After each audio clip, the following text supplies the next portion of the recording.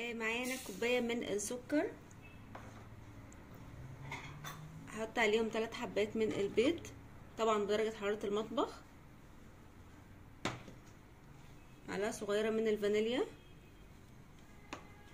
هخفق كويس جدا لحد ما يعمل فوم او اللون يبقى في ابيض فاتح او كريمي فاتح. هنا معلقه صغيره من الخل، رشه من الملح. هبتدي بقى اخفق. بعد ما البيض والسكر بقى لونهم فاتح بالشكل ده كده، هنزل بنص كوبايه من الزيت النباتي، نص كوبايه من الحليب، مع هنا 2.5 كوباية من الدقيق، وكمان ربع كوبايه من الكاكاو الخام، معلقه كبيره مليانه من البيكنج باودر، معلقه صغيره من النسكافيه. هقلب كل المكونات دي كويس جدا كده. القوام بتاع الكيك بقى جاهز معايا، كانت تقيله شويه وانا زودت نص كوبايه من الحليب، بقى القوام بالشكل اللي احنا شايفينه ده كده. دلوقتي بقى هنزل بالخليط بتاعي في الصينيه اللي هتدخل الفرن. هسيب الخليط بتاعي على جنب مؤقتا لحد ما اجهز الطبقه اللي فوق. هنا معايا 4 كوبايات من الزبادي الحجم الصغير، نص كوبايه من السكر، حبه بيض،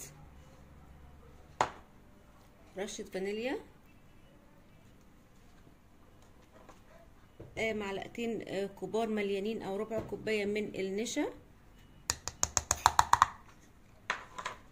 هخلط بقى كل المكونات دي كويس جدا مع بعض. دلوقتي الخليط جاهز. دلوقتي انا حطيت الخليط بتاعي في كيس حلواني بالشكل ده كده. هنزل بقى بخطوط بالشكل اللي احنا شايفينه ده.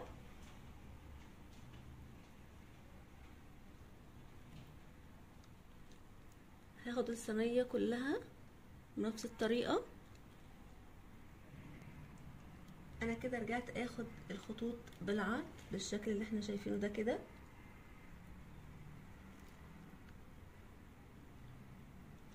بالشكل ده.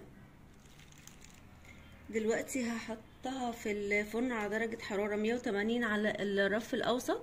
انا الكريمة البيضة طلعت معايا اكتر، ممكن لو نقسم الكمية بتاعة الكريمة البيضة ممكن ان تبقى بدل ال4 كوبايات زبادي يبقوا كوبايتين.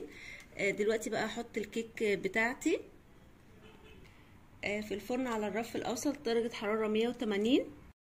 وكده بعد ما طلعنا الكيكة بتاعتنا من الفرن وسبناها تبرد بدرجة حرارة المطبخ، دلوقتي بقى هنقطعها التقطيعة اللي احنا حابينها. وبكده الكيك بتاعتنا بقت جاهزة معانا. قد ايه هشة وطعمها حلو جدا.